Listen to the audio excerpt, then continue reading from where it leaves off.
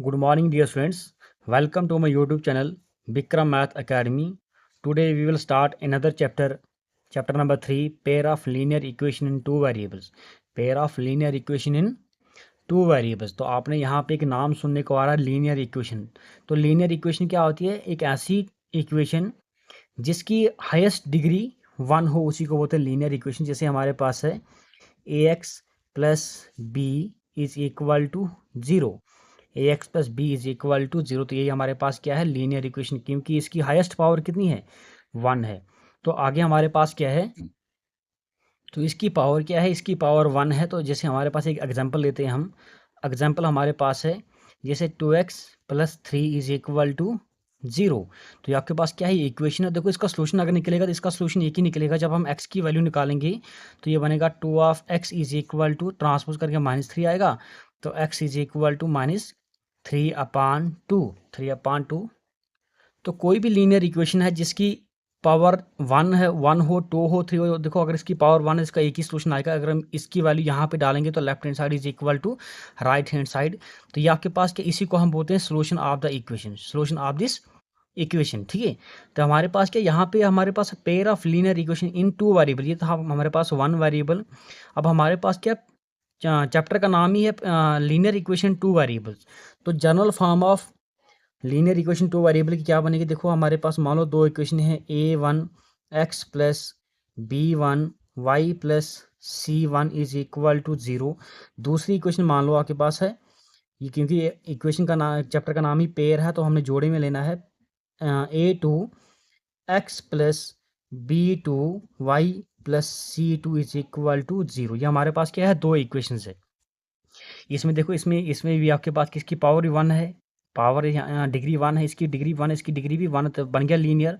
तो पेयर है, तो पेयर ऑफ टू उनके दो इक्वेशंस हैं जिनमें दो वेरिएबल्स का यूज़ किया गया है। तो अभी तक हमने फिलहाल पढ़ा था कि जहाँ पे एक ही वेरिएबल का यूज़ था।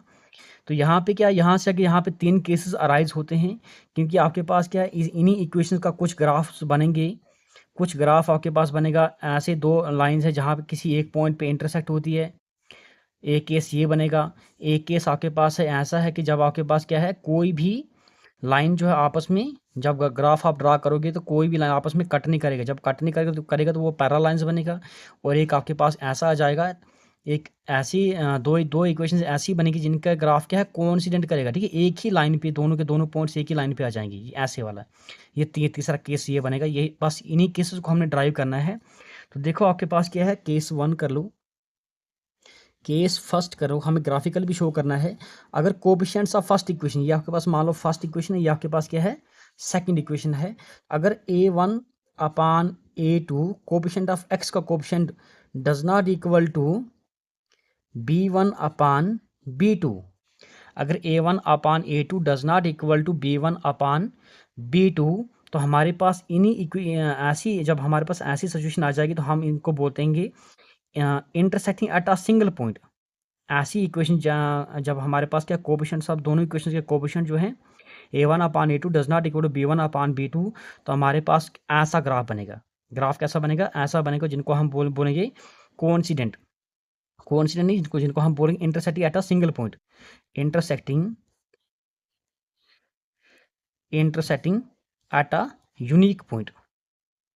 यूनिक, सिर्फ ऐसी लाइंस, ऐसी इक्वेशंस का जो आपका सोल्यूशन आएगा, सिर्फ एक ही सोल्यूशन आएगा, क्योंकि जहाँ पे कट करेगा, जिस पॉइंट पे कट करेगा, तो वही हमारे पास क्या है, सोल्यूशन बनेगा। Intersecting at a unique point बोलेंगे, या हम इसको बोलेंगे कोइंसिडेंट। कोइंसिडेंट नहीं, हम कोइंसिडेंट ही बोलेंगे। कोइंसिडेंट नहीं, कंसिस्टेंट बोलेंगे। हम इसको क्या बोलेंगे? कंसिस्टेंट बोलेंगे। या हम बोलेंगे या हम बोलेंगे यूनिक सोल्यूशन। ठीक है, ऐसी इक्वेशंस का यूनिक सोल्यूशन या नाम पड़ेगा यूनिक सोल्यूशन। Unique solution. अगर ग्राफ की बात करेंगे तो हमारे पास ग्राफ कुछ इस तरह का बनेगा। इस तरह का ग्राफ बनेगा। एक एक इक्वेशन का ग्राफ ऐसे आ रहा है, एक इक्वेशन का ग्राफ ऐसे आ रहा है।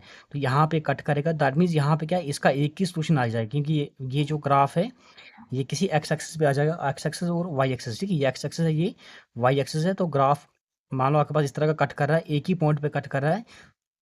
तो ये मान लो कोई पॉइंट एक्स वाई आ जाएंगे, तो एक्स वाई आपके पास क्या है, इन इक्वेशंस का सोल्यूशन बनेगा। सेकंड केस क्या है, केस सेकंड क्या है, बोलता है जब आपके पास क्या है a1 upon a2, a1 upon a2 is equal to b1 upon b2 is equal to c1 upon c2। ऐसा जब आपके पास आ जाएगा, जब कोफिशिएंट्स ऑफ दोनों इक्वेशंस के कोफिशिएंट्स रेशियो आपके पास कोफिशिएंट्स का रेशियो जो है अगर वो बराबर आ जाएगा, तो हमारे पास क्या बनेगा, उनको बोलेंगे हम इन कोइंसिडेंट, क्या बोलेंगे, कोइंसिडेंट, ठीक है। एक ही लाइन पे यहाँ हम बोलेंगे यहाँ पे था यूनिक सोल्यूशन, और यहाँ पे क्या इनफाइनाइट, इस ऐसी इक्वेशंस के अनगिनत सोल्यूशन आती हैं, इनफाइनाइटली मेनी सोल्यूशन आते हैं, इनफाइनाइटली मेनी सोल्यूशन आते हैं, और इसी का दूसरा नाम है इसको भी हम क्या बोलते हैं, कंसिस्टेंट। क्या नाम है, इसी को कंसिस्टेंट। जैसे जैसा हम क्वेश्चन पूछा जाए, किसी में पूछा गया है कौन कंसिस्टेंट पूछा है, या पैरेलल लाइंस पूछा है, या इनफाइनाइटली मेनी सोल्यूशन है, तो हमें उसी के अकॉर्डिंगली नाम देना है। तो इसका ग्राफ कैसे बनेगा, इसका ग्राफ अगर आपके पास मान लो ये एक्स एक्सिस वाई एक्सिस है, ये एक्स एक्सिस है, ये वाई एक्सिस है, अगर एक का ग्राफ कुछ इस तरह का आ रहा है, तो दूसरे का ग्राफ भी इसी के ऊपर लाई करेगा, दूसरे इक्वेशंस का ग्राफ भी इसी लाइन के ऊपर शो करेंगे, ठीक है। जब एक ही लाइन की, तो हर एक इस लाइन का हर एक पॉइंट जो है इन इक्वेशंस का सोल्यूशन बनेगा। तो तीसरा केस हमारे पास है, जो नेक्स्ट पेज पे करेंगे। तो थर्ड केस है हमारे पास, थर्ड केस थर्ड है, जब हमारे पास क्या आ जाएगा, a1 upon a2 is equal to b1 upon b2 does not equal to c1 upon c2 हो, तो ये आपके पास इन जब ऐसा हो जाएगा तो हम इनको बोलते हैं इनकंसिस्टेंट, या हम बोलेंगे हम इनफाइनाइटली पैरेलल लाइन। जब आपके पास ग्राफ बनेगा, ग्राफ कैसे आ जाएगा, पैरेलल लाइंस का ग्राफ बनेगा, पैरेलल लाइंस, और इसका आ जाएगा नो सोल्यूशन, कोई भी सोल्यूशन नहीं आएगा, नो सोल्यूशन, क्योंकि जब आपके पास लाइंस ही कट आपस में कट नहीं करेगा, ग्राफ कैसे बनेगा, इस तरह का ग्राफ बनेगा ये। अगर मान लो एक इक्वेशन है, इसका ग्राफ ऐसे और दूसरी इक्वेशन है ऐसा, ऐसा ग्राफ बनेगा, पैरेलल लाइंस, ठीक है। तो जब आपके पास इसको जितना भी लंबा करोगे तो कभी भी इंटरसेक्ट नहीं करेगा, जब इंटरसेक्ट ही नहीं करेगा तो आपके पास सोल्यूशन, कोई भी सोल्यूशन नहीं आएगा। तो ऐसी इक्वेशन कब बोलेंगे हम, नो सोल्यूशन, या हम बोलेंगे इनकंसिस्टेंट, और ग्राफ जो बनेगा पैरेलल लाइंस का ग्राफ बनेगा। ये था आपके पास 3 केसेस।